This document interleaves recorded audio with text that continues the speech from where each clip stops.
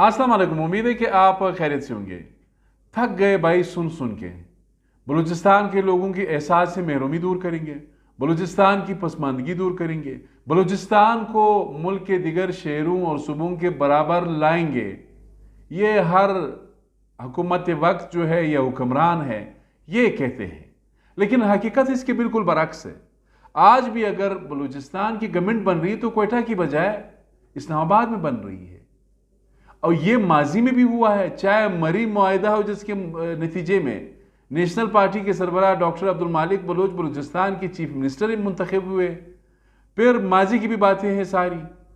लेकिन इस वक्त जब मैं आपसे बात कर रहा हूं तो पाकिस्तान पीपल्स पार्टी की बलूचिस्तान की क़ियादत और साथ ही मुस्लिम लीग नून बलूचिस्तान की क़ियादत, ये सारे बैठे हुए इस्लामाबाद में। ये तो यहां भी बैठ सकते थे, यहां भी हुकूमत साजी के हवाले से कोई फैसला कर सकते थे। लेकिन जाहिर है अगर नेशनलिस्ट गए हैं, मजहब परस्त गए हैं, तो इनसे क्या गिला। पीपल्स पार्टी और नून लीग ने बलूचिस्तान को दिया क्या है। बलूचिस्तान के जो मसाइल है, यहाँ पर गुर्बत है, भूख है, अफलास है, बेरोजगारी है, अमन की सूरत हाल अबतर है। इन चीज़ों को तो ये दो जो मेन स्ट्रीम पोलिटिकल पार्टीज है, इन्होंने तो बलूचिस्तान के इन इश्यूज़ को कभी एड्रेस ही नहीं किया है। माफ़ी मांग लेते हैं, तकरीरें ज़बरदस्त करते हैं, लेकिन इश्यूज़ एड्रेस नहीं करते। खैर मैं आता हूँ इसके बलूचिस्तान में हुकूमत साजी का जो सिलसिला है वो इस वक्त इस्लामाबाद में जारी है। ये क्वेटा में होना चाहिए था। सो कॉल जो बाप पार्टी बनी थी, बड़ा इन्होंने कहा था कि हम बलूचिस्तान के फैसले अब बलूचिस्तान में करेंगे, क्वेटा में करेंगे, लेकिन ये सिर्फ बातें हैं। आज भी जब मैं आपके साथ बात कर रहा हूं, बलूचिस्तान के फैसले इस्लामाबाद में हो रहे हैं। ये वहां से डिक्टेशन लेते हैं, फिर यहां आते हैं, फिर आपको बताएंगे कि जी हम ये करेंगे वो करेंगे। आज दोनों सियासी जमातों के जो पार्लिमानी मेंबर्स हैं, जो MPAs है या MNAs है, उनका एक अहम इजलास हुआ है। इस इजलास में साबिक वज़राए आला बलूचिस्तान नवाब सनाउल्लाह ज़ेरी, जाम कमाल खान ये शरीक हुए हैं।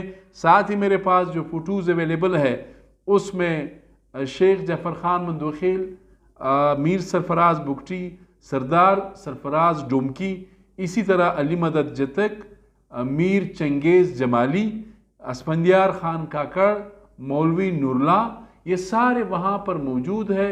इनके दरमियान जो अहम गुफ्तगू हुई है उससे थोड़ा सा आपको मैं आगाह करता चलूँ।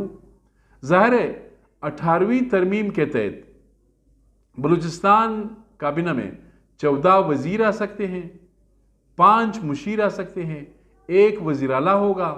ये तादाद हो गई इनकी 20। इसी तरह 1 स्पीकर, 1 डिप्टी स्पीकर, 22 लोग तो भाई बरसरे रोजगार हो जाएंगे। लेकिन फिर जाहिर है आपने इन सबको तो एडजस्ट करना है।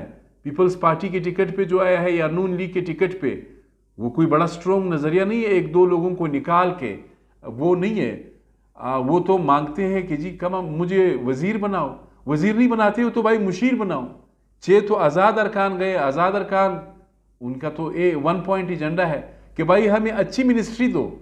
अब मिनिस्ट्रीज़ की डिस्ट्रीब्यूशन का सिलसिला वजारत आला तो मैं आपको बता चुका हूँ। रात को भी मैं आपको एक और व्लॉग करूँगा, उसमें आपको आगाह करूँगा कि किसके चांसेस हो सकता है रात तक कोई प्रेस कॉन्फ्रेंस भी हो जाए पीपल्स पार्टी की जानिब से कि इस साहब को हमने नॉमिनेट किया है। लेकिन इस वक्त जो मेरे पास इंफॉर्मेशन है इन चीज़ों पर, ये जो साहब लोग मैंने बताया बलूचिस्तान के साहब लोग इस्लामाबाद में इस वक्त मौजूद, इनके दरमियान जो फार्मूला तय हो रहा है उसके मुताबिक 6 वजारतें मिल रही है पाकिस्तान मुस्लिम लीग नून को। इसी तरह ये मिल रही है 6 वजारतें पीपल्स पार्टी को।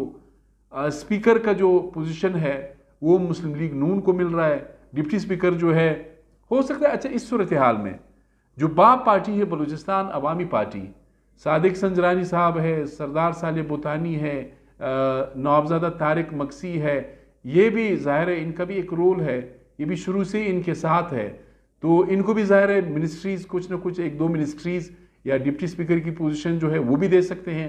तो इस वक्त ये सूरत हाल जारी है। CM के बारे में तो फैसला मैंने कहा कि आज बहुत अहम है।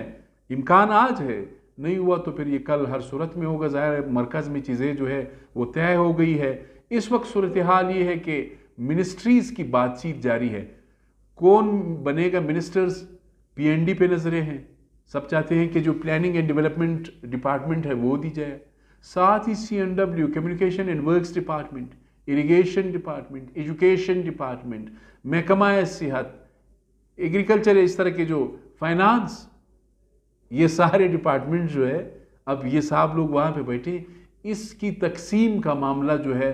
अच्छा, इस फहरिस्त में बहुत लंबी फहरिस्त है, सारे मौजूद है, गुरगेज साहब भी है, ये सारे लोग जो है वहाँ पर मौजूद है। इस पर बातचीत जारी है कि किसको कौन सी मिनिस्ट्री देनी है।